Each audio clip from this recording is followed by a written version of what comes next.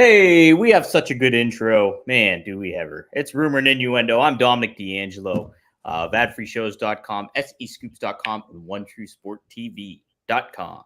But I'm here, as usual, with Robert Karpelish, WWE Creative _ish. TGIF, Robert, we got some good stuff to talk about. Little bit, not a whole lot, but some good stuff nonetheless. Happy Friday. Do you get a discount on the shirts because they don't have the sleeves? Oh, no. I cut the sleeves, Robert, sometimes. This used to have sleeves, but I didn't wear the shirt enough. So I was like, if I cut them off and use it as a workout shirt, I'll wear it more. Look, we know that cutting is a cry for help. And that's where we're at right now. But where we're at right now is a ton of wrestling news. But first and foremost, I would be remiss if I didn't tell Mr. Dominic D'Angelo to break a leg as his play starts this evening. That's right. If you guys are in the Pittsburgh area, go Run. to Genesis. Oh, sorry. That's okay. Go to the Genesis Theater at Duquesne University. You can check out Sherlock Holmes, The Final Adventure. I am the King of Bohemia. You will see I'm basically the comedic relief in the show. So very almost hard to believe. Can you believe it? Yeah, so there it is. So if you're in the area, or hit me up on DMs and I can send you a link too. Either way, should be fun. Thank you, Robert. I love doing plays and stuff, so this will be a fun little excursion. But either way, I tie it into pro wrestling. It's very pro wrestling theater is, and both aspects of it. Hey, we had a little bit of theater last night, Robert. When it came to the Republican National Convention, man, a lot of WWE Hall of Famers there. We had Kid Rock, we had Donald Trump, Lyndon McMahon, Kane, and yes, Hulk Hogan cut a promo. We try to remain non-political on this. If you want to hear some a little bit more politics stuff, you got to go to work and stiff. But Robert, I do want to get your thoughts from just the promo aspect, just the presentation of it all. What did you think of Hulk Hogan's speech? Holding a pencil to remind myself to keep myself in check. There we go. So yes, on the Working Stiff Patreon that'll come out this weekend, myself and Scott Chapman are going to talk in greater detail about Hogan's Republican National Convention appearance. For now, this was real life. That's Hulk Hogan stood on stage at the Republican National Convention, and he talked about Andre the Giant, yes, Randy Savage, and the Ultimate Warrior. He did.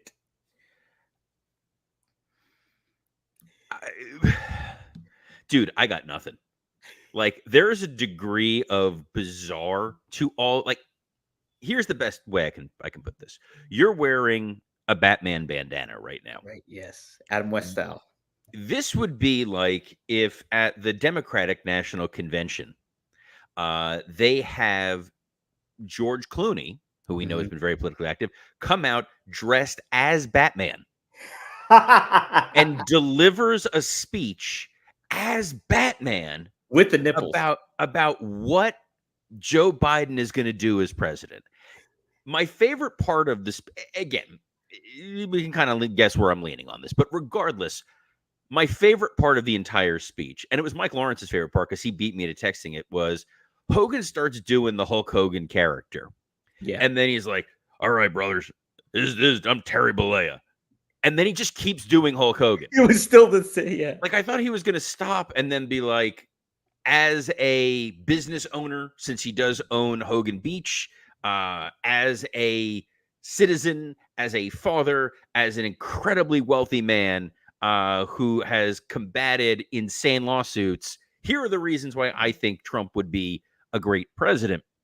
Please don't edit that snippet of me saying Trump would be a great president. We don't need that existing in the ether. But he just turns into full on Hogan promo style the entire time. It's nonsensical. It's weird. And as a wrestling fan, it's kind of amazing because we all know, all of you tuning in here to Rumor and Innuendo, all you listening wherever you're listening from, we all know Hogan's full of crap. Like, we know it. This is the guy. Remember, he slammed Andre the Giant, who weighed 3,000 pounds and was hours away from death. And then he does these interviews where he's like, well, brother, I got to be honest, man. Dude, I didn't think that Andre was going to even let me get him up. It's insane. Or the story about like being at a show and meeting a kid like hours before he died, and he's like the stench of death. Hogan's always disingenuine when he's the Hulkster. That's why the NWO angle worked so well. It was peeling back the curtain and being like, no, guys, that was all an act. That was all crap. Just say your prayers, take your vitamins. No, I'm all about the money. I'm all about the fame. I'm all about the success. And I'm masking it under this very thin character of Hollywood Hulk Hogan. So when he goes out there and does this, you're just like, we know what this is. Why I'm surprised about this even existing is Hogan even said in there he's always been fairly apolitical. Mm-hmm. And a lot of the wrestlers at a high level remain apolitical. So no matter which way the wind blows, they kind of have plausible deniability. We talked about The Rock being at the Republican National Convention years ago, and he wasn't there talking about you got to vote for George W. Bush. He was there talking about you got to go out there and vote no matter who you are, no matter what side you're on. And it helps keep the integrity of your product to some degree. Because once someone really takes a strong stance one way or the other, it's very hard to see them otherwise, whether they're an extreme liberal, an extreme conservative. You know, you say the name Rob Reiner, people immediately conjure up their opinion on him. Right. And when you mentioned Kid Rock, it's like, well, now we know where Kid Rock stands for his political ideology. And when you're watching wrestling, you want it to be a blank slate. Mm-hmm. I, as a wrestling fan, do not know how John Cena votes. I don't necessarily care how John Cena votes. I could pretty well guess how JBL votes, but that was also his gimmick. By the way, shout out to Jojo. Yeah, look at this. This is a good one. Robert, you suck. Such a Hogan hater. Conrad, get rid of this clown. Thank you. Huge, by the way, massive Hogan fan from the beginning. That's what got me into wrestling. I watched the Hogan cartoon, had the action figure before I even knew what wrestling was. That's what pulled me in. The hate, if there's any quote hate, comes from the fact that this was a goofy ass promo, but that worked in that environment. Like the way he's like, we're gonna go after the drug dealers, brother. We're gonna drop a leg on them. Okay, neat. I know there was a follow-up question that you had in the rundown that I'm curious to get to. Yes, let me say too, to what you were saying, like it was effective for what the environment was and everything like that. Because I mean, Trump mentioned him later on. Hogan got like the biggest pop out of anybody like, later on when he mentioned it. So I mean, it was very effective, and that's what people were talking about after the whole thing was said and done. It was the big kind of one of the big headlines of the whole thing. So yes, all Jake does make a note, and I will say too, Robert, I do think JBL does not necessarily lean that certain way. He says surprisingly liberal is JBL. So given the time frame of when I worked with Mr. Layfield, his opinions on certain things made me believe in our conversation that he shifted a certain way. But hey, people are allowed to move back and forth all the time on it. There's nothing wrong with that. I remember when I was there, when you walked into Kevin Dunn's office, there was a massive Bush Cheney poster in there. Wow. But that was never permeating to the overall product. Right. And you make a great point too, is like remaining neutrals. Like look at Michael Jordan. It's always like Republicans buy sneakers too. That's the known catchphrase for everything. Yeah, of course. That's like that's the way to kind of handle it. And the thing with wrestling, you don't talk politics, you don't talk religion. That's always kind of been the thing, and that's a lot with entertainment in general. I mean, well, Hogan did wear the cross that Andre ripped off. Tore it right off of him, brother. But to your point, like, Hogan knows what to do because wrestling is very much theater. Yeah. It is very much captivating your audience and getting a response from them. And he cut a babyface promo. He talked about the Trumpites. He ripped off the shirt. He put over Trump while also putting himself over, so we knew it was still Hogan. And there's a very small percentage of you that absolutely thought at some point in time Hogan was going to try to announce himself for his candidacy.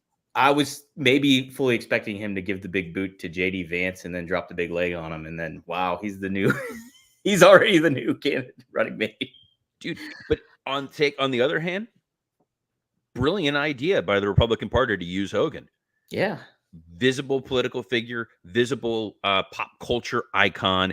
It got a lot of traction, a lot of press in the mainstream with people talking about it. And they overall talked about it favorably as this made for a wild spectacle. As Andrew Hermes says here, eyeballs. Yep. Definitely. But if the person that introduced him would have been not a major professional wrestling celebrity, but instead Scott Baio, good friend of Eric Bischoff, Scott Baio, I doubt we'd be talking about it in the same vein right now. 100%. Now, if it was John Voight, I would have tuned in for that to match the pencil mark. That's what I was going to say. I got the pencil in my head. It's what made me think of John Voight. I will never pass up a chance for a Simpsons reference or a Seinfeld reference. My God. That was Hulk Hogan and Terry Bollea at the Republican National Convention. You did mention Linda was there, and Kid Rock was there, and Mayor Kane was there. Indirectly, Undertaker was there. American Badass played. I did want to ask you, Robert. Yeah, part of the other notes was, how do you think this affects Hogan, and does it affect WWE? I think now if he goes on WWE programming, people now kind of will remember this. But Hogan did already come with a lot of baggage. It's hard to overlook every time Hogan has been on TV since the sex tape, since the racially insensitive comments that were put out there. You can't look at Hogan the same way. And that's really unfortunate. And we've talked about this before, of the character and the actor. You can't look at the performer and not separate him from the individual who's portraying him. And a lot of these wrestlers now, because there's so much in the spotlight, are so cognizant of it. And it's why Dark Side of the Ring has thrived, because not a lot of people really knew everything that was going on behind the scenes back in the 70s or the 80s or even the 90s. Now, when Cody Rhodes leaves his house, he is Cody Rhodes.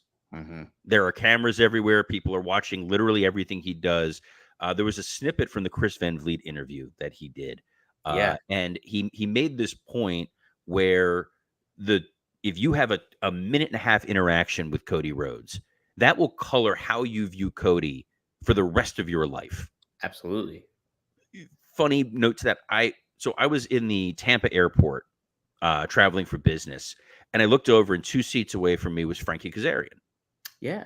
And I was like, oh, we have a lot of mutual friends in common. Obviously, having worked in the business, I'm just going to say a quick hi. He immediately assumed that I was like a fan trying to get an autograph from him and bolted. And I'm like, cool. So now whenever I think of Frankie Kazarian, that's all I think of, when I wanted to be like, dude, I worked your when you were on Velocity. Yeah. And we had you out there. But, that's what I think of with him. So a lot of these people now are very careful about their image. WWE is still politically agnostic. Yep. When they had I will never forget, it was the 2008 election, and they had Hillary Clinton and Barack Obama and John McCain all cut promos. They did, yeah. And the unfortunate Hillrod promo is one of the most I think that may be ultimately why she lost in 2016. People still remember that moment. It's that lingered. It's such a creepy degree of pandering. George W. Bush used to cut the greatest promos. Like, he would do the tribute to the troop stuff, and he got it. And there's a story that Bruce said about trying to get George Sr. on WWE TV, and Jimmy Carter grew up as a wrestling fan. Oh, wow. I think Bill Clinton would have done a fantastic job cutting a wrestling promo. Fake Bill Clinton was there, but real Clinton would have been a home run. And Biden, maybe not. seems like a lovely fiery guy, might not be the right vibe. Because Corn pop kid. it does give off the vibe as when Eric Bischoff was dressed as the Reverend. Oh, yes. Yes. Yeah. It does. Yeah. It's very weird. Like, yeah, it's just it'll be interesting to see if that does at all. I'm kind of with you though. I don't think it's gonna necessarily cause too much waves when it gets to the WWE aspect. Well, Hogan already causes problems when he shows up. It's why when they used him, it was like they dressed him as a pirate. Oh my god. It's very tough to put Hogan out there. WrestleMania 40, there was no Hogan representation. Mm-mm. It was the big anniversary show. So it's a little surprising, but there's always going to be an asterisk with Hogan, in the same way there's always an asterisk with Warrior. Yeah. We know the performer, but we know what that person was, and the things that he would say. So even when they do the Warrior Award, you try not to roll your eyes too hard when you think about all the incredibly hateful and insensitive and homophobic comments that Warrior made. And when they celebrate the legacy of Ryback, all you'll think of is him eating those chicken sandwiches in a car. True. Man, that's a visual I didn't want to think about right now. You put a lot of weird visuals in my head so far on this episode. Well, guys, no matter how weird the visual is in your brain, the one thing that's going to counteract that is Blue Chew. This episode is sponsored by Blue Chew. If you want to be as hard as the summer day is long, then get yourself a Blue Chew and bring the summer heat. Blue Chew is a unique online service that delivers the same active ingredients as Viagra, Cialis, and Levitra, but at a fraction of the cost and in chewable form. The process is simple. Sign up at BlueChew.com, consult with one of their licensed medical providers, and once you're approved, you'll receive your prescription within days. Blue Chew tablets are made in the USA and prepared and shipped directly to your door. The best part, it's all done online. That means no visits to the doctor's office, no awkward conversations, and no waiting in line at the pharmacy. You can take them anytime, day or night, so you can plan ahead or be ready whenever an opportunity arises. We're about to preview the Blue brand, but you want to take the Blue Chew to start your weekend off right, because Blue Chew wants to help you have better sex. Discover your options at BlueChew.com, and we've got a special deal for our listeners. Try Blue Chew free when you use our promo code RUMOR. At checkout, just pay $5 shipping. That's BlueChew.com, promo code RUMOR, to receive your first month free. Visit BlueChew.com for more details and important safety information. And we thank Blue Chew for sponsoring this episode. Rumor and Innuendo. Thank you, Blue Chew. Yeah. Let's see. It would have been better, by the way, if JoJo Perry, instead of saying Conrad, get rid of this clown, said Conrad, get rid of this dick, because that would have been my segue to the Blue Chew ad. Yeah. But instead, here's where we are. But we are going to talk SmackDown right now. Big show tonight, I say, in theory, having not read the preview. Yeah, well, there's not much to read about the preview, but it could speak to what we talked about. I believe it was with Raw and how bare bones their preview was. Ended up being a big show, or SmackDown. Maybe it was SmackDown last week. Either way, it's a very small promotion for what they have going on here. Andrade versus Carmelo Hayes. Logan Paul will return to address LA Knight's challenge, so we'll probably get that official tonight, their match at SummerSlam. And, hey, Cody Rhodes will appear. That's all we got, Robert. But what else do you kind of expect that they will paint around this canvas, this minimal canvas that they're using right now? So I don't know what more they really need for SmackDown, because we knew that they set up the Carmelo Hayes Andrade match last week, and this is coming off of Money in the Bank. And the idea here is we're going to try to spotlight the athleticism of Andrade in the hope that this gets him over with the crowd. Yeah, I think that's kind of how this is tailored and designed. Him and Carmelo Hayes should be a spectacular athletic match. I think people are going to go nuts for it. And there's a little bit of story behind it. So I think that's a nice little added something. The hope is you watch this and you go, what a star-making performance by Andrade, because the promos are not going to get you there. And it's very tough to come up with a lot of storylines for him beyond right now making him a must-see attraction. Cody being there to talk about what happened last week. We saw Randy Orton get taken out. So now the idea is if you align yourself with Cody, you're potentially going to be attacked by the Bloodline. I was encouraged to see. It looks like Kevin Owens' mom is doing better, which is fantastic news. I have no idea if he's actually going to be at the show or not, but that's really encouraging to see. And then Logan Paul to set up his match with LA Knight. You know, you've got SmackDown. You got SummerSlam a couple weeks away. Got to firm up this match because it's absolutely going to happen. But a good Logan Paul promo with LA Knight for 7 to 10 minutes, a 2-segment Carmelo Hayes Andrade match, a Cody promo probably ending with the bloodline surrounding him, and maybe he gets surprise allies. Maybe they lay a finger on him. We don't know. Something probably involving the Bailey, Naomi, Tiffany Stratton, Nia Jax mix. And you got a pretty solid 2-hour episode of SmackDown. The nice thing for them is they don't need to announce a lot. They don't need to tease a lot because you know you're still going to get a very, very good show. And they know that this show needs to truly deliver because next week's show is up against the Olympic opening ceremony.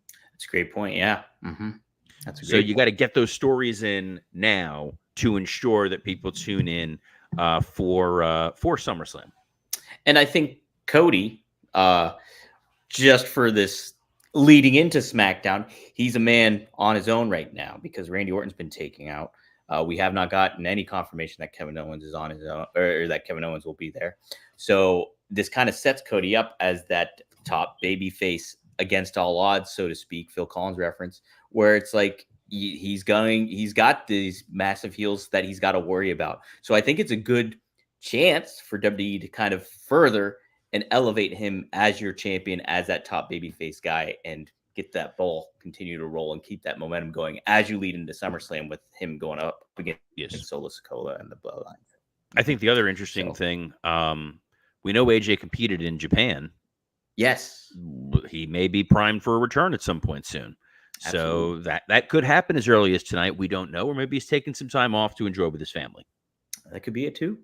Real quick, before we move to the next topic here, which involves Cody Rhodes, would you get a mouthpiece for Andrade? And who would you try to recruit or get involved with him if that's the case? I think babyface mouthpieces are tough. You want to hear from the guy. You want to hear their full-throated whatever. As we get more comfortable with what they did with Nakamura and now what they're trying to do with Andrade with subtitles, I think that can help. I think if he continues to deliver in the ring, that will silence a lot of those issues. I'll be curious when Charlotte's back, what their interaction is going to be on camera, because that you could pair them together as the top couple on SmackDown, which makes me wish that Bianca and Montez Ford were more established as a duo on TV to build that power struggle a little bit. But we'll see. I think Andrade is insanely talented in the ring. WWE has always sort of had some trouble with a foreign talent that doesn't speak English with getting them over entirely with that crowd. So the path that they've taken with some folks, like marrying Dragon Lee to Rey Mysterio, immediately elevated Dragon Lee. Right. Andrade, if he just keeps delivering great matches, people will be excited to see him with great matches, but it will have a ceiling. And it's a shame because Andrade is definitely a talent that, if they figure out that other piece, can be a competitor for the world title. Right. And yeah, he's got a great look. Great wrestler. It will be interesting to see how they kind of lay it out for him, because we saw him be effective with Selena, but they were heels, to your point. So and Selena was great as his heel mouthpiece. Absolutely, she was. That doesn't sound appropriate. But it didn't feel appropriate with Andrade in AEW, and neither Cody Rhodes. He was talking about leaving AEW. It did feel appropriate for him, but you mentioned the interview he had with Chris Van Vliet earlier on, and he had a pretty interesting quote when it came to that leaving AEW. He says, "I also knew I was leaving. I knew it was a season. I knew it wasn't going to last, and there's something greater for me out there. And I know that might sound negative to people, but it's not. The WWE title is the biggest prize in the wrestling game. You put on boots, that's the one. I want to go get it. I have nothing but respect for my time there. I got to sharpen my skills like Hulkamania and AEW before it came to WWE. It's the same. The energy was there. The renaissance was happening. It wasn't just company based, but it was all there. And I just have a love for it because I got to sharpen my skills. By the time got to the WrestleMania and WWE, I felt like, okay, I've come back, a complete package. I'm in command of. This is how the music goes. I'm in command of the American Nightmare is. And I can know that and understand that it's better than a writer or a producer. And thankfully, we have all those things. But yeah, nothing but love. Pretty great quote. And Cody knows how to handle himself in this thing. But yeah, I mean, do you think that was always his goal? I'm sure it was. It kind of felt like that. But I'm sure he kind of had that aspect like, I could maybe never go back to WWE when he entered AEW too. No, I feel like Cody always needed to go back and prove that he could climb that mountain there. Mm-hmm. And it's different when you build your own playhouse and you say like, all right, this is my realm and I'm the champion. I think that he felt in his mind there was something unfinished. He knew in his soul he is a main event guy in WWE. He's the guy who can carry that company, can carry the ball, make it happen. And it's very tough to shake that. And as much as AEW initially was sort of this unified vision with Cody, the Bucks, Kenny, Hangman, it seems to have split, and it's continuing to split into a series of different kind of mini shows within a larger 2-hour environment. And when you're not seeing your vision necessarily be enacted, you can get a little frustrated and say, look, here's what I can do here, but there's a ceiling. I'm going to go and really try to see if I can make a break in still kind of the big leagues in a lot of ways, which is WWE. It's always been the allure that they've had, that there's talent that they just want that one WrestleMania moment. We saw Sting got his one WrestleMania moment. Like, it does mean something.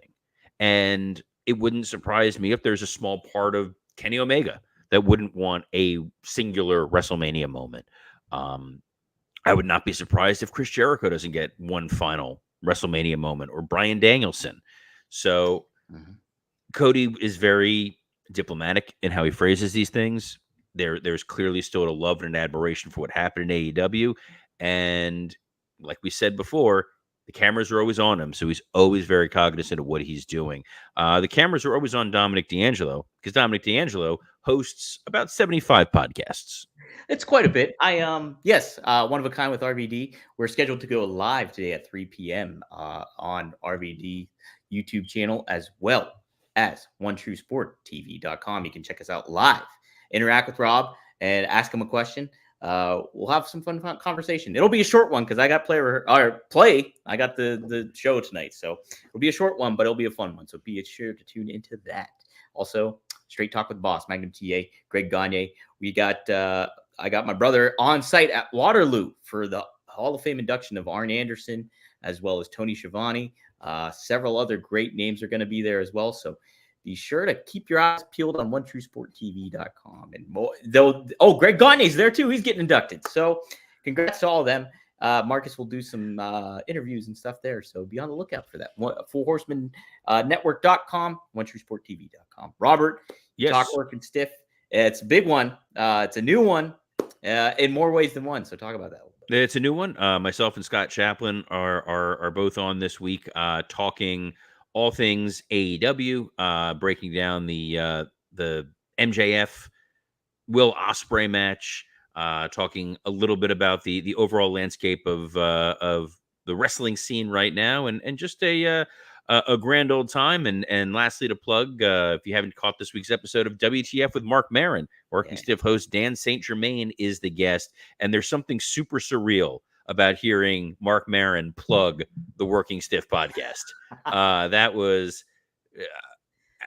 a Marquette moment for me. What's a Marquette moment for me? Every Monday through Friday is being able to be here with you guys live on a plethora of social media platforms, including the WWE Creative_ish X account, the SC Scoops X account, and on YouTube, the Rumor and Innuendo, Working Stiff, and ad-free shows, YouTube pages. So on behalf of the thespian himself, Dominic D'Angelo, I'm Robert Karpolis. Best of luck in your future endeavors. Holmes. I'm looking for Sherlock Holmes.